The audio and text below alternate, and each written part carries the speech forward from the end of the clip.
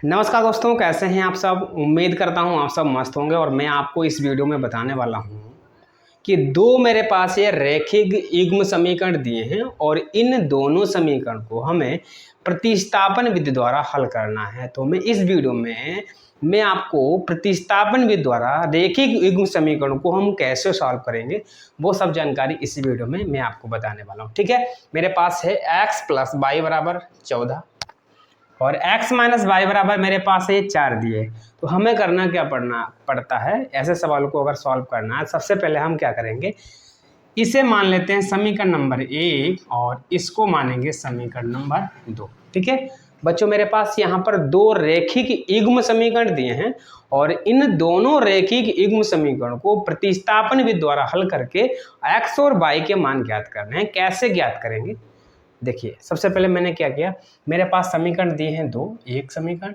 और ये हमारा दूसरा समीकरण। दोनों समीकरण में चाहे हम समीकरण एक को x का मान y के पदों में करना है या समीकरण 2 का x का मान y के पदों में करना है। बच्चों x का मान y के पदों में कर लो, चाहे y का मान x के पदों में कर लेना है। ठीक है, मैं समीकरण 1 से ठीक है लिखेंगे समीकरण 1 से। बच्चों बिल्कुल ध्यान रखना है, समीकरण अगर मेरे पास रैखिक युग्म समीकरण दिए हैं और इन्हें हम प्रतिस्थापन विधि द्वारा सॉल्व करना है तो सबसे पहले हमें करना क्या पड़ता है, हमें इन दोनों समीकरण में से किसी एक समीकरण को x का मान y के पदों में कर लो या y का मान x के पदों में कर लेना। ठीक है, मैं समीकरण 1 से लिखेंगे समीकरण 1 से x का मान y के पदों में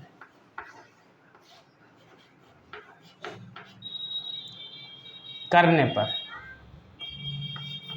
बच्चों बिल्कुल ध्यान से समझना है, बिल्कुल समझ में आ जाएगा। ठीक है, मैंने क्या किया, समीकरण 1 का x का मान y के पदों में करना। हमने बोला क्या, x का मान y के पदों में करना है। हमें करना है समीकरण, पहले तो हम 1 उतार लेंगे, क्यों, समीकरण 1 का मान x के y के पदों में करना था। तो हमने x + y बराबर हमारे पास कितना था 14, x का मान y के पदों में करना है। बिल्कुल समझने की बात यहीं पर है, x का मान y के पदों में, इसका मतलब x हमने पहले लिखा है, x का मान y के पदों में, जिसका मान हमें निकालना है उसको हमें लेफ्ट में रखना है, बराबर से पहले रखना है। ठीक है, बराबर से पहले हमें इधर कितना रखना है, x रखना है, बाकी संख्या को हमें किधर पक्षांतर कर देना है, राइट में। बिल्कुल समझ में आया, हमें x का मान y के पदों में करना अगर है तो x का मान लेफ्ट में रहेगा और बाकी संख्या उधर पक्षांतर करती जाएंगी। आपको पता ही है पक्षांतर करना सभी बच्चों को आता होगा। पक्षांतर करने पर क्या होता है, संख्या का चिन्ह बदल जाता है। ठीक, हमें कितना, ये लेफ्ट में कितना रखना है, बराबर से पहले कितना रखना है, x, यहाँ x था वो तो लिखा ही रहेगा, बराबर लगा देंगे।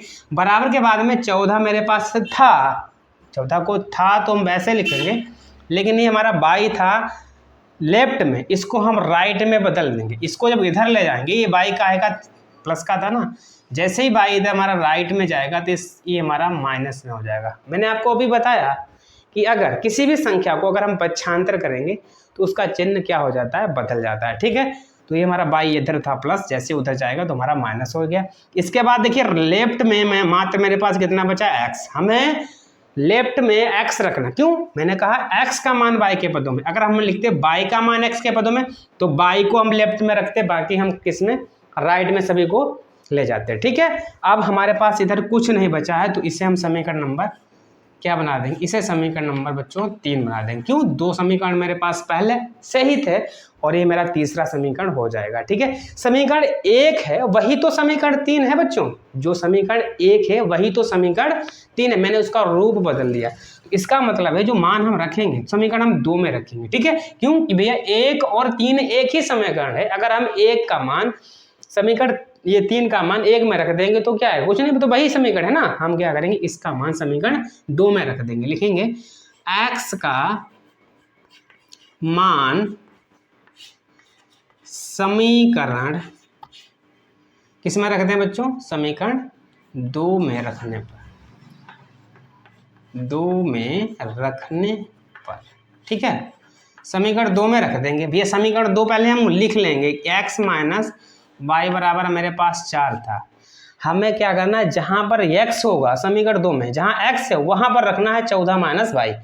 ये मेरे पास यहाँ x था तो x के जगह पर रख देंगे 14 माइनस का वाई। बच्चों x के जगह पर 14 माइनस वाई रख देंगे, बाकी में जो लिखा वही तो रहेगा, माइनस लगा था बाद में माइनस लगा दिया। क्यों, x के जगह पर 14 माइनस वाई कर दिया और y का मान तो y ही रहेगा, y का मान नहीं बदलना है हमें, मात्र x के जगह पर बदलना है। बराबर में 4 था, ये 4 लिख लेंगे। ठीक है, अब क्या करेंगे, इस 14 को पक्षांतर कर देंगे। ये मेरे पास y है, ये भी मेरे पास y है, और y में y जुड़ेगा, क्यों, चिन्ह है सेम, क्योंकि यहाँ भी में माइनस है, ये भी माइनस है, जुड़ जाएगा। तो माइनस माइनस होता है प्लस, जुड़ जाएगा, तुम्हारा हो जाएगा 2y, लेकिन चिन्ह माइनस का ही रहता है बच्चों। ठीक है, ये 4 था, जैसे ही 14 इधर जाएगा तो ये बच्चों क्या हो जाएगा, माइनस का, कितना हो जाएगा, माइनस का।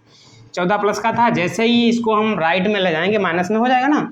ये मेरे पास कितना बचा, माइनस का 2y बराबर, यहाँ घटा देंगे तो माइनस का कितना बचेगा, 10। घटा क्यों, ये संख्या 4 हमारे पास प्लस की थी, ये 14 हमारे पास माइनस की थी। जब संख्या के चिन्ह डिफरेंस होते हैं तो हम क्या करते हैं, घटा देंगे। जब संख्या के चिन्ह डिफरेंस से घटा देंगे, लेफ्ट में भी माइनस, राइट में माइनस, माइनस माइनस मेरा कट जाएगा।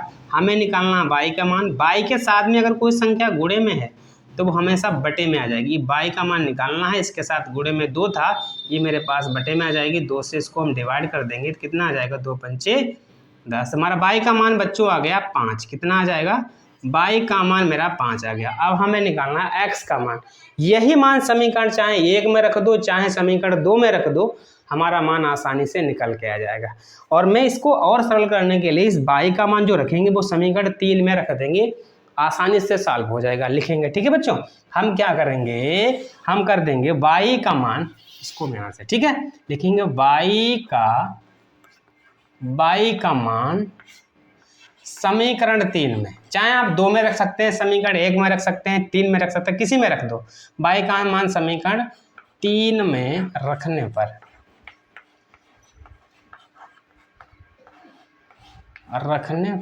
ठीक है, हमारे पास समीकरण 3 था कि x बराबर 14 माइनस का y।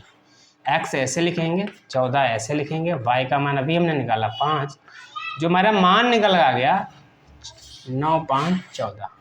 तो जो x का मान बच्चों आ गया वो मेरे पास कितना आ गया, 9 आ जाएगा। ठीक है, तो इस तरीके से आप ऐसे सवालों को आसानी से सॉल्व कर सकते हैं। उम्मीद करता हूँ ये सवाल आपको समझ में आया होगा। अगर ये आपको सवाल समझ में आया तो इसे कमेंट के माध्यम से आपको ज़रूर बताएं, और अगर आप मेरे चैनल पर नए हैं तो यार मेरे चैनल को सब्सक्राइब भी अवश्य कर लेना। ठीक है।